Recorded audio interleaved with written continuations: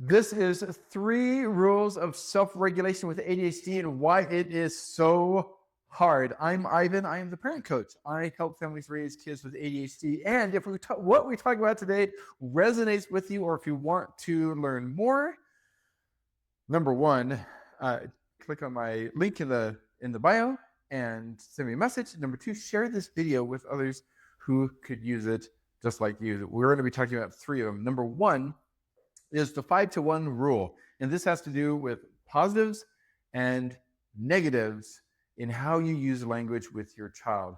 It takes 5 positives comments to balance out 1 negative comment in your child's life. And if you have multiple children, what you are probably trying to do is, maybe you're already doing this, using 5 positives to 1 with your other kids, but your child with ADHD is different. And this is why. Number one, the brain is set up differently to process things in a different pattern that has all this information coming in, and it has to be selected and chosen for what is going to come out best. That means that their focus may be very different from what your other kids are doing. And you may see it as distraction. You may see it as dysregulation. You may see it as shutdown. But it really is just processing things differently. So for you, when we're talking about the 5-to-1 rule, if you go to your child and say, hey, it's time to go. Hey, why haven't you started getting ready yet? Hey, I told you 5 minutes ago. Hey, we need to get out of the door. All of those seem just like directional comments. But for the ADHD mind that's trying to sort information as you talk, and then you keep adding information in, each of those can be perceived. This is the important part. It can be perceived by your child's mind as a negative comment. I'm not good enough. I lost track of time. Oh no, I'm getting got after again.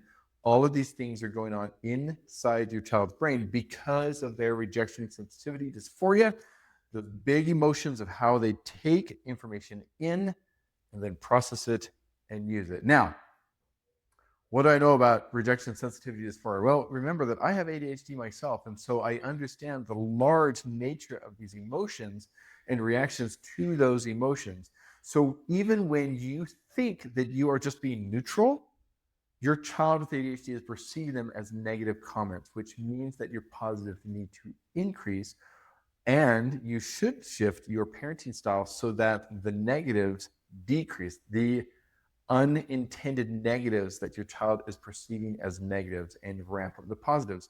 But then the next question as a parent is, you're thinking, but Ivan, is that even fair to my other child? Am I giving like excessive compliments and positive interactions to my child with ADHD? You know what? Yeah, but why? Because that child is programmed differently than your other kids. Their brain is set up differently than your other children. They need a different pattern. So you are meeting their need. It's not about an imbalance of how you're treating your children, because if you balance that out, your child with ADHD gets left out. You need to be able to shift your parent to what your child needs.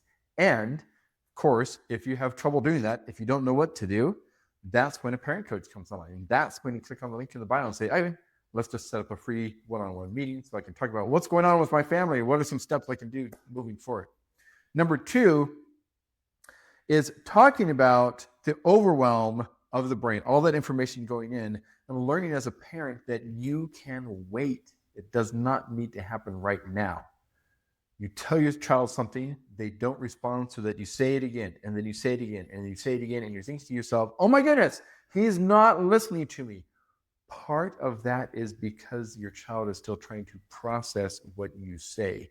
If there's other information going on, of course, it's going to be harder for them to process. Yeah, if they're in the middle of a video game, that's a really intense information dump. They may not hear you at all. But many times they do. And having ADHD myself, I understand this. My wife will come up to me and she says, hey, I need da da da da da da da, and I may not respond because I have like 4 other things in my head that I'm trying to sort. I'm just like, whoa, I can't deal with that right now. I need to finish this up, and then I'm going to respond. But when we first got married, of course, she'd be like, he's not listening to me. He's not responding. And we had to discover that it was okay for her to wait. Or if I could, I would just wave my hand. Just hold on. not a God, I didn't want to get in trouble, but just an acknowledgement. And you can teach your child, give your child permission to do the same thing, because it lets you know that I have heard you, I'm processing something, give me a moment, and then I'm going to get back to you. Because that is how the ADHD mind works. The third strategy for self-regulation in ADHD, why it becomes so hard, is because your child is feeding off of your own regulation. Your child truly does mirror your inner state, not the face that you put on, but the actual overwhelm that you are bringing with you into the room. When you become frustrated, when you're annoyed because he's not responding to you, because he is shutting down, because your daughter is withdrawing, whatever it be, your child now is responding to that, and it adds to the negative and it adds to the overwhelm. And of course, when you start building up all this information, the system shuts down and it crashes, and you will not be able to move forward. If you are having trouble with any of these three things in your family, raising your child with ADHD, like I said, click my link in the bio, send me a message. Let's connect and move forward so that you can be successful in your home raising your child with ADHD.